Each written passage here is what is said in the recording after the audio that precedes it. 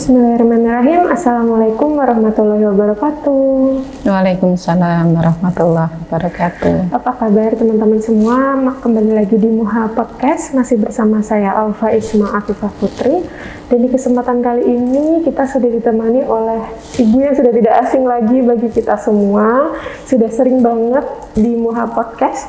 Tidak lain dan tidak bukan adalah Ibu Dr. Randa Hajah Muniroh. Assalamualaikum. Waalaikumsalam warahmatullahi wabarakatuh. Ibu gimana kabarnya, Bu? Alhamdulillah baik Mbak Ufa. Gimana Mbak Ufa yang baru saja mengakhiri lajangnya? Ya, alhamdulillah baik, Bu. Alhamdulillah. Alhamdulillah. Nah, teman-teman, beliau merupakan pengajar pendidikan agama Islam di SMA Muha. Jadi mungkin yang bersekolah di SMA Muha sudah tidak asing lagi dengan Bu Muniroh. Nah, Bu, mungkin sebelum kita ngobrol lebih panjang, bisa disapa dulu teman-teman kita.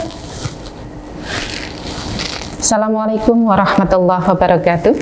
Waalaikumsalam. Alhamdulillah, la haula wa la quwata illa billah. Allahumma sholli ala Muhammad wa ala ali Muhammad. Qala Nabi sallallahu alaihi wasallam, ad-dunya mata' wa khairu mata'iha al-mar'atu sholihah. Gimana kabarnya semuanya? Semoga semuanya sehat, dan khususnya alumni SMA Muhammadiyah 2 dimanapun berada, mudah-mudahan semuanya juga tetap istiqomah. Alhamdulillah, pada pagi hari ini Allah masih memberikan kenikmatan, hidayah, iman, dan takwa kepada kita semuanya, sehingga pada pagi hari ini kita masih bisa menjalankan aktivitas rutin, dan insya Allah itu merupakan lahan ibadah bagi kita semuanya.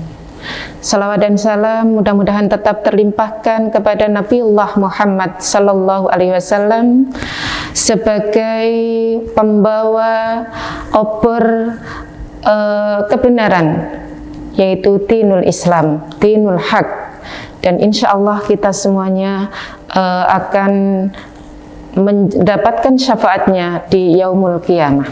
Amin. Hadirin dan sahabat muslimah dimanapun berada yang dimuliakan oleh Allah, pada hari kelahiran Nabi Muhammad sallallahu alaihi wasallam ini kita akan mengkaji ulang bagaimana sosok dari istri-istri Rasulullah sallallahu alaihi wasallam,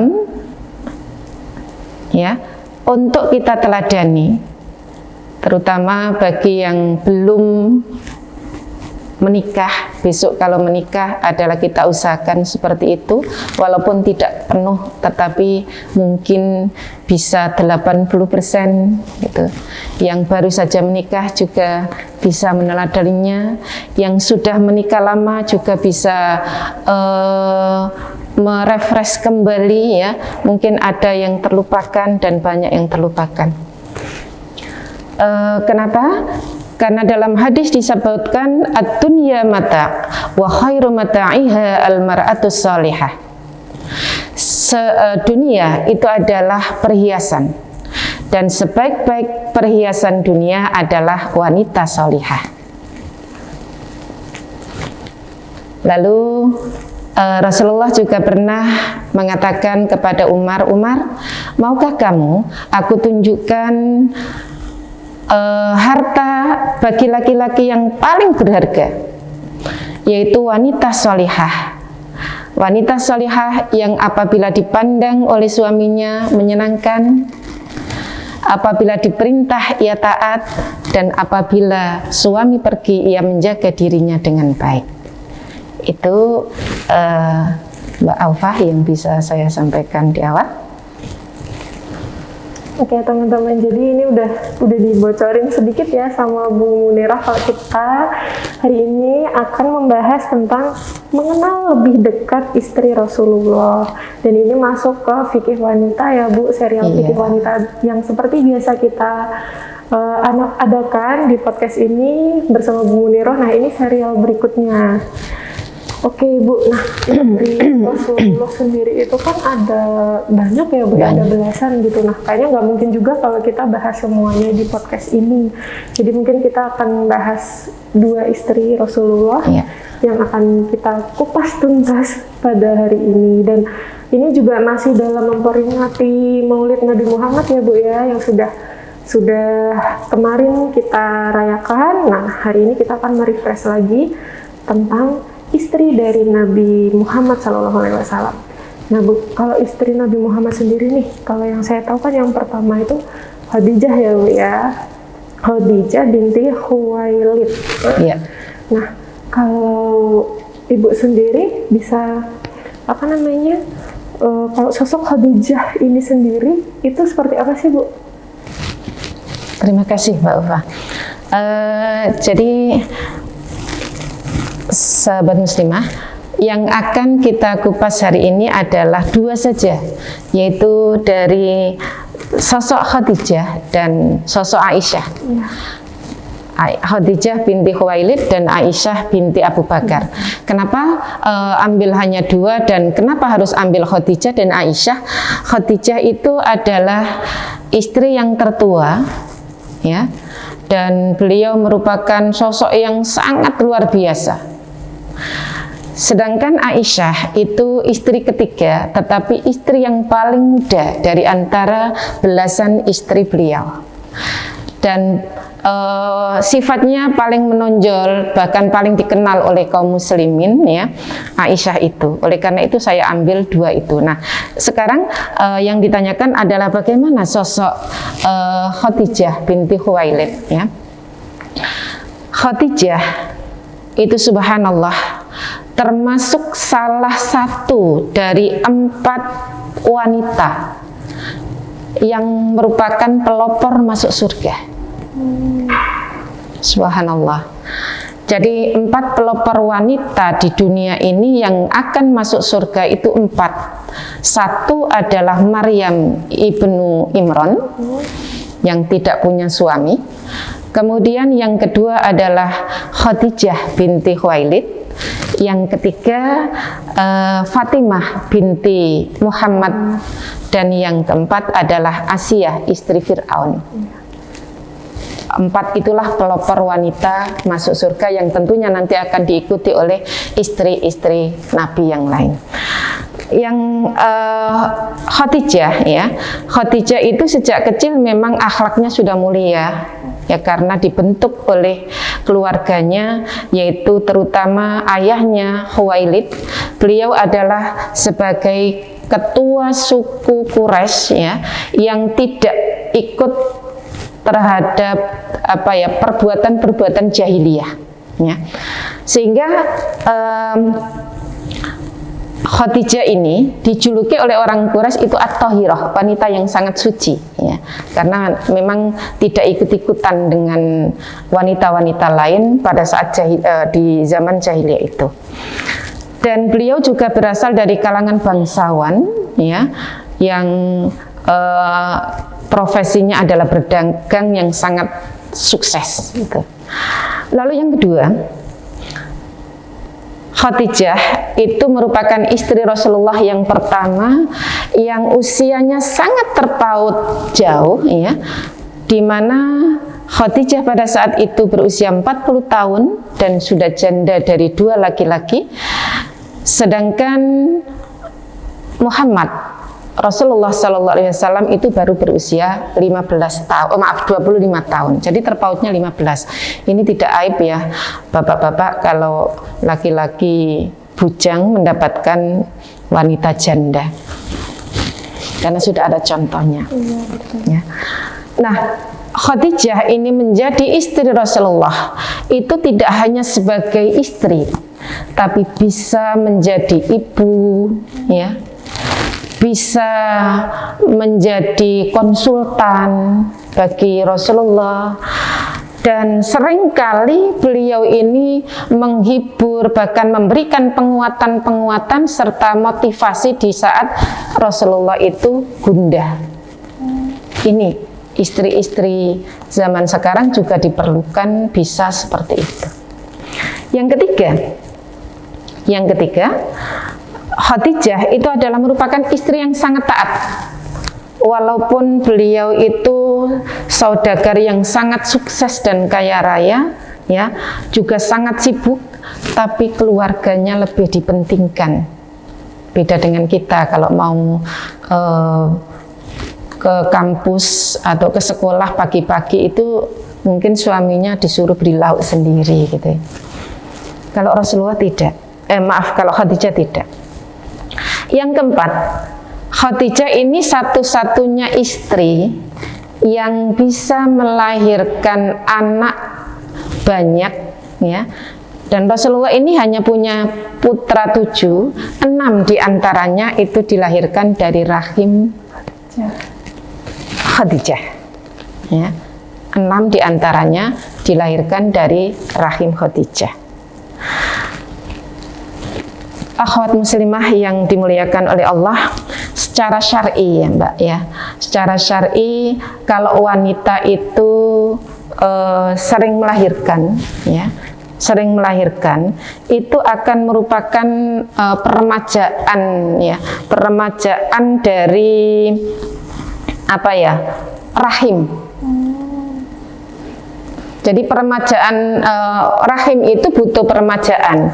Nah, peremajaan yang biasa-biasa saja yaitu ketika wanita itu haid, ya, dalam setiap bulan. Namun puncaknya yaitu ketika seorang wanita itu melahirkan setelah nifas, itulah peremajaan yang paling puncak. Ibarat kendaraan gitu, turun mesin lalu digantilah dengan mesin yang baru. Maka jangan takut melahirkan, nanti jadi keriput, jadi krempeng, jadi nggak usah dikhawatirkan.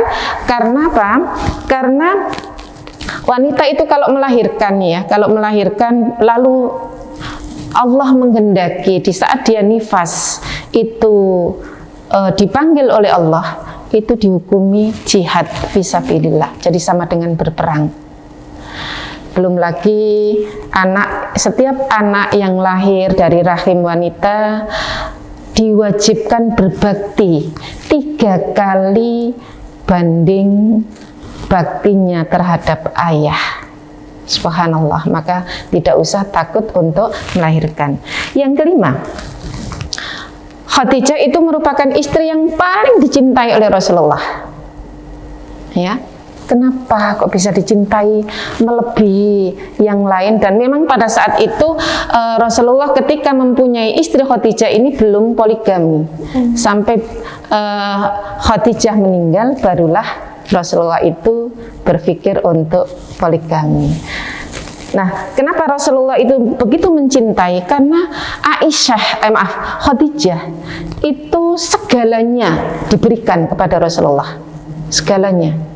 Cintanya, hartanya, perhatiannya, kehangatannya diberikan semuanya, tidak ada yang tersisa. Yang keenam, ya, Khadijah itu memang wanita sukses, ya, dalam berdagang. Beliau kaya raya, tapi ketika setelah menikah dengan Rasulullah, hampir seluruh hartanya diserahkan kepada Rasulullah untuk perjuangan penegakan Islam. Luar biasa, ya. Luar biasa. Khadijah juga seorang wanita yang sangat mandiri, ya, sehingga seandainya sewaktu-waktu Rasulullah itu pergi, itu tidak tidak khawatir dengan putra-putranya, karena Khadijah ini bisa membimbing putra-putranya dengan baik. Dan yang terakhir adalah salah satu di antara sifat Khadijah itu adalah sangat dermawan. Pernah Rasulullah itu mengembalakan kambing ke lembah, dan itu satu lembah. Lalu ada seorang badui yang tanya, bagaimana ya caranya supaya saya bisa memiliki kambing-kambing itu? Dijawab oleh Rasulullah, gampang. Dengan kamu mengucapkan syahadat, itu akan saya ini menjadi milikmu, benar? Gitu. Akhirnya seorang Badui tadi mengucapkan syahadat dan masuknya Islam. Itu kemudian diserahkan kambing 1 lembah itu ke orang Yahudi. Pulang ditanya oleh istrinya, jawabannya apa? Kambingnya sudah saya hadiahkan kepada orang yang mengucapkan syahadat. Subhanallah. Malah kemudian ya udah besok lagi kita siapkan yang lebih banyak. Gitu.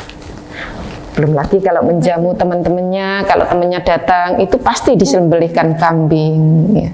Karena kambing itu memang makanan idola bagi orang Arab. Gitu. Saya kira itu Mbak Aufa yang bisa saya jelaskan tentang sosok Khadijah. Berarti ini karakter wanita mandiri gitu ya Bu Khadijah ini. Iya, wirausaha. Dan ternyata berarti ini ya Bu, kalau Khadijah sama Nabi Muhammad itu berarti menikah di saat Nabi Muhammad sendiri belum menjadi nabi ya? Berarti? Belum, ya belum. Berarti ini benar-benar berjuang bareng dari awal. Betul. Keren banget sih Khadijah.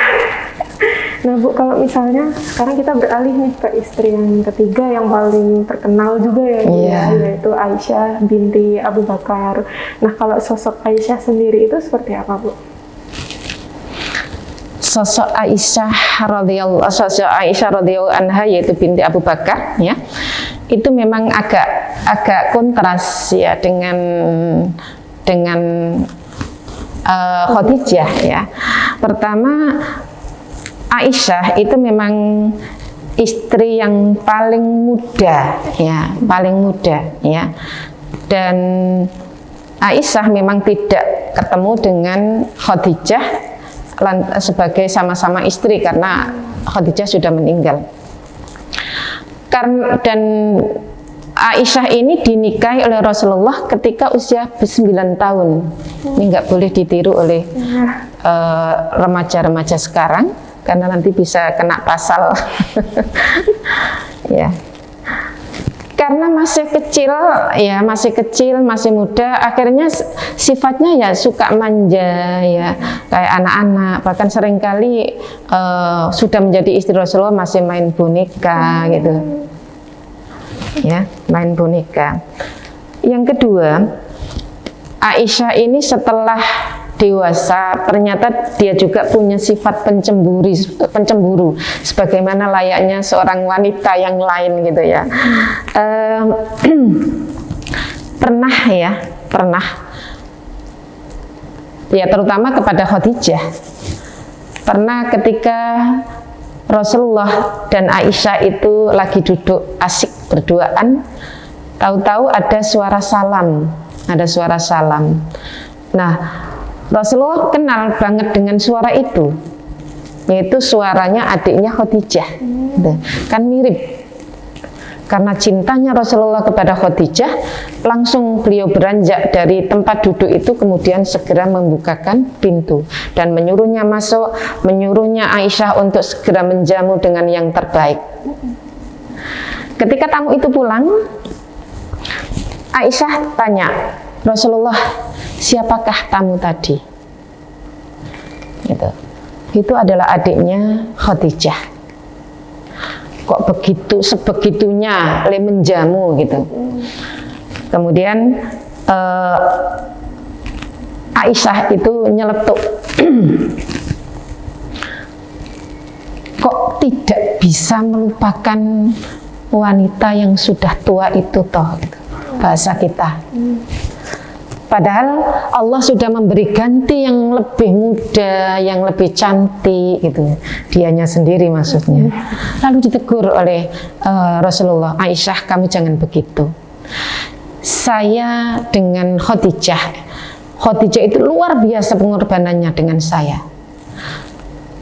Semua hartanya diberikan untuk saya, ya. Bahkan ya semua hatinya diberikan kepada saya. Di mana dia masuk Islam sebelum ada orang lain masuk Islam. Dia mempercayai saya, jadi saya nggak bisa melupakan itu. Gitu. Akhirnya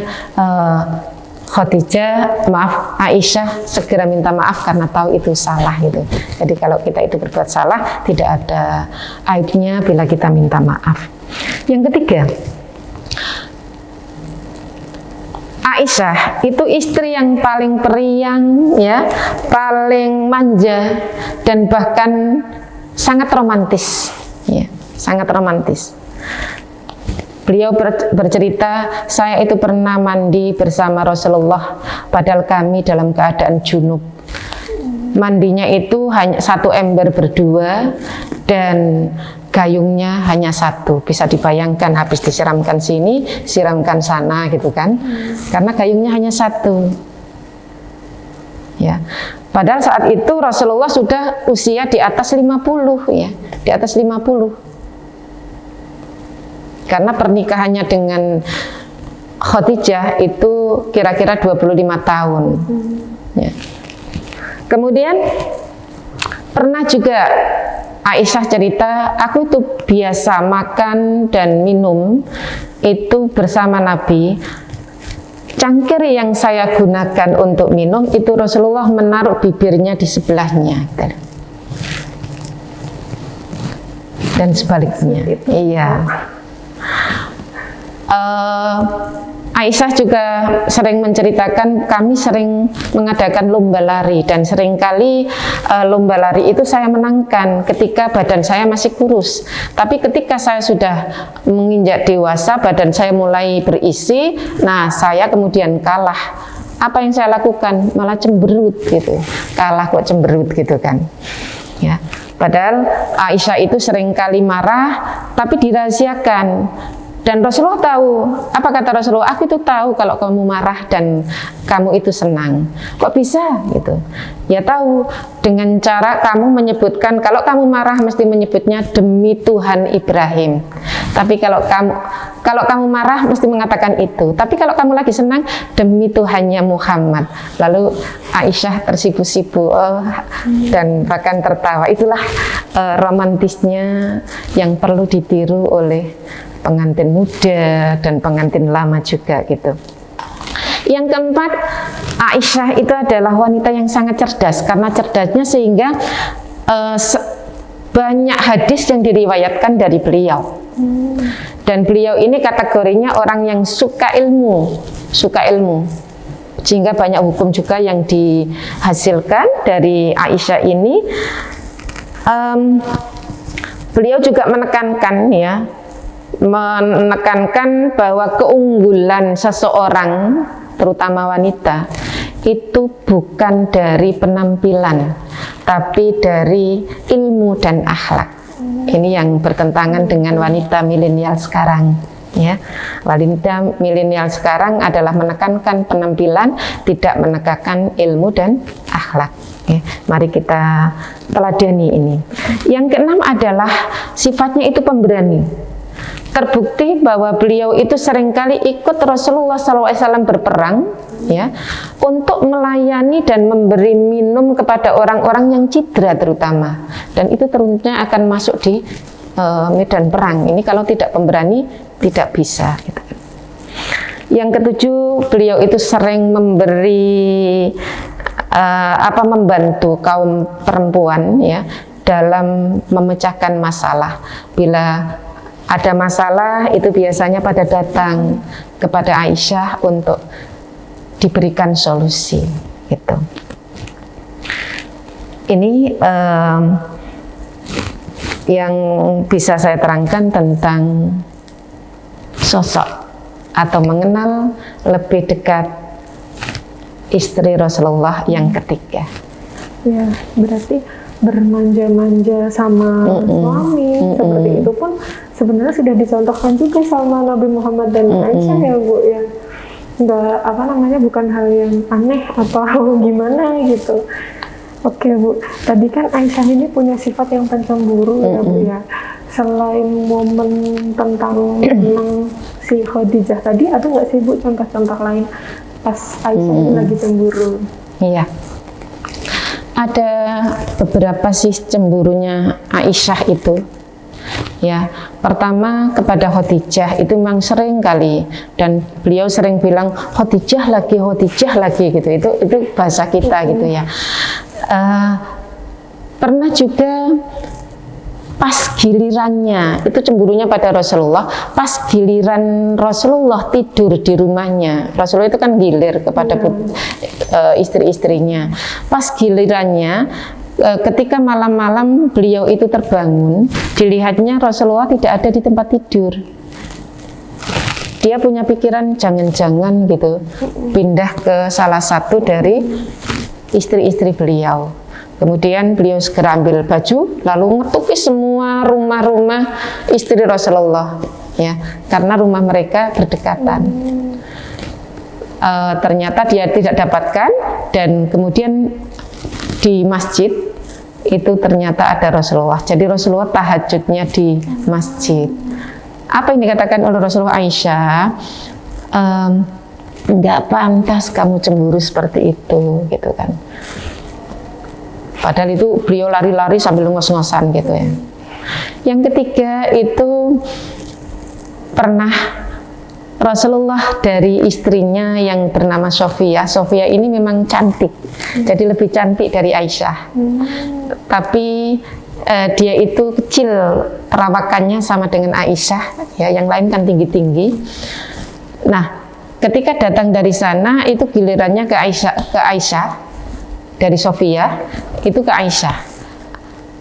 Disediakan makanan oleh Aisyah. Lalu Rasulullah ya mengatakan bahwa saya masih kenyang karena baru saja makan di Sofia. Beliau marah gitu. Aisyah marah.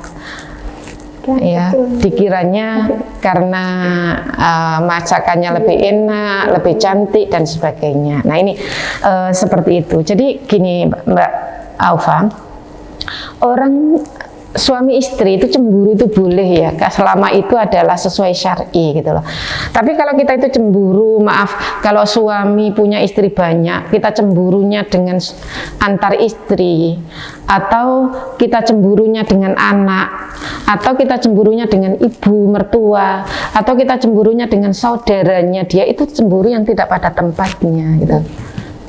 Tidak pada tempatnya. Seandainya ada suami yang punya istri yang sudah meninggal, lalu dia punya istri sambung gitu. Lalu kok dia bercerita, kebiasanya almarhumah gitu, istri saya kalau pagi begini membikinkan nasi goreng, dan nasi gorengnya itu enak gitu. Seorang istri yang solihah ya tidak akan bilang ya sudah sana cari istrimu yang sudah meninggal itu untuk minta nasi goreng, kan nggak gitu. Tapi dia akan memberikan sesuatu yang solutif, kalau bisa tambah romantis gitu kan. Gimana solutif itu? Ya sudah, mulai hari ini saya akan membikinkan nasi goreng ya, dan setiap pagi, dan itu nanti kita makan bersama ya. Tapi kalau nggak enak ya dianggap aja enak karena saya membuatnya dengan cinta gitu kan. Kan romantis gitu kan. Ya itu. Gitu Mbak Alfa. Jadi teman-teman, jadi banyak contoh nih kecemburuan Aisyah, tapi sebenarnya gemesin juga. Iya, ya. gemesin Aisyah itu sebenarnya. Nah Bu, kan si Khadijah sama Aisyah ini kan dari segi karakter beda banget ya. Beda banget. Nah, apa sih perbedaan dari Khadijah dan Aisyah ini yang nanti pada akhirnya bisa kita teladani gitu? Sebenarnya semuanya bisa kita teladani, kecuali cemburu ya, cemburu yang tidak baik gitu kan, bisa kita teladani. Kalau saya memberikan perbedaan ya, kalau menggarisbawahi, kalau Khadijah itu merupakan istri yang dia itu pengusaha yang sudah sukses, ya, pengusaha yang sudah sukses, pengusaha yang kaya raya, gitu kan. Kemudian Khadijah ini seorang istri yang sangat dewasa, sangat bisa mengayomi, sangat bisa memberikan kehangatan kepada suami, bahkan penguatan dan motivasi-motivasi. Ya. Ibaratnya begini, kalau saya memberikan gambaran apa ya, perilaku ya antara Khadijah dengan Rasulullah sebagai seorang istri dan sebagai suami. Ketika Rasulullah datang, Khadijah, aku menggigil, aku ketakutan, aku takut sama Jibril, tolong dekap aku, tolong aku selimuti, tolong aku ditenangkan. Itu langsung ditenangkan. Bahkan ada riwayat yang mengatakan setelah diselimuti itu masih ditanya oleh Khadijah, Rasulullah masih gundah, masih takut, silakan duduk di paha kiriku. Saya nggak bisa bayangkan duduk di paha kiri gimana. Terus didekap. Setelah didekap ditanya lagi, Rasulullah masih ketakutan? Iya, silakan pindah di paha kananku. Setelah itu didekap, kemudian ditanya lagi, katanya masih ketakutan, silakan pindah ke belakang dan dekap aku. Ini subhanallah ya, memberikan kehangatan yang sangat luar biasa. Nah, bedanya dengan Aisyah ya, Kalau Aisyah itu memang wanita yang manja, tapi juga periang, romantis gitu ya, romantis. Dan beliau juga menekankan nih keunggulan akhlak ya, keunggulan ilmu. Wanita itu kalau mulia itu dari ilmu dan akhlaknya. Ini mungkin tidak didapatkan dari Khadijah gitu. Tetapi sebagai istri beda. Ibaratnya Rasulullah datang kemudian bilang, Aisyah, kaki saya sakit, tolong dong dipijitin. Dia akan bilang, kakiku juga sakit gitu, kakiku juga sakit, tolong dipijitin. Akhirnya Rasulullah yang malah mijitin, bukan ini. Nah, kita mau jadi yang mana gitu kan? Kita mau bisa dipadukan itu. Sesekali kita butuh manja, ya. Dan kita memang harus butuh romantis, tetapi sesekali dikala suami itu butuh perhatian, maka kita harus bisa menjadi dewasa. Saya kira itu, mudah-mudahan bermanfaat Mbak Alfa. Nanti ya teman-teman. Jadi kalau Rasulullah tuh kayaknya kalau sama Khadijah ini bisa jadi kayak anaknya gitu ya Bu, ya kayak yang butuh didekap kayak gitu sama Khadijah. Tapi kalau sama Aisyah dia jadi sosok laki-laki yang seutuhnya gitu. Tapi ini memang benar harus kita bisa mengambil dua-duanya ya Bu ya. Jadi kita harus bisa menjadi ada momen saat kita menjadi Aisyah dan ada momen saat kita menjadi Khadijah. Itu ya teman-teman yang bisa diteladani dari yang sudah disampaikan Bu Munirah tadi. Ada banyak banget. Nah, Ibu, ini asik banget ngomongin Khadijah dan Aisyah. Tapi salut banget sih Bu saya sama Khadijah dan Aisyah. Aisyah ini kan lebih ke pendidikan, pinter dia ya Bu ya, cerdas secara intelektual memang bagus. Sedangkan si Khadijah ini basicnya memang pedagang gitu ya Bu ya, dan kaya raya juga. Tapi memang sebenarnya kayak dari segi usia ini mempengaruhi sifat mereka juga ya Bu. Ya. Yang satu tertua, yang satu termuda gitu. Nah Bu, sebelum kita tutup mungkin bisa memberikan pesan-pesan buat teman-teman kita. Baik, sahabat muslimah yang dimuliakan oleh Allah, semoga kita bisa mengusahakan menjadi wanita muslimah ya, walaupun tidak seutuhnya, tidak 100%, tapi paling tidak 80% kita berusaha. Syukur kita akan berusaha menjadi 100%. Sama-sama saya juga belajar ya, yang baru menapak juga harus belajar, yang belum juga harus belajar. Saya kira itu mudah-mudahan bermanfaat. Akhirul kalam, assalamualaikum warahmatullahi wabarakatuh. Waalaikumsalam warahmatullahi wabarakatuh. Oke teman-teman semua, terima kasih yang udah nonton dari awal sampai akhir. Don't forget to like, comment, dan subscribe, karena subscribe itu gratis. Jadi teman-teman tidak ketinggalan video-video terbaru dari channel ini. Dan buat teman-teman yang nggak mau ketinggalan info-info terbaru dari SMA Muha, boleh banget follow Instagram kita di @SMA Muha Yogya, atau di Facebook, Twitter maupun TikTok kita juga sudah ada di @SMA Muha YK. Nah, itu ya Bu, bincang-bincang kita, semoga kedepannya kita bisa ngobrol lagi tentang fikih wanita kedepannya lagi, makin banyak tema-tema menarik yang bisa kita gali ya Bu ya. Iya. Terima kasih banyak Bu Munirah sudah meluangkan waktunya. Sama-sama Mbak Ufa, Ya, mudah-mudahan insya Allah bermanfaat banget ya. buat teman-teman semua. Terima kasih dari kami. Wassalamualaikum warahmatullahi wabarakatuh.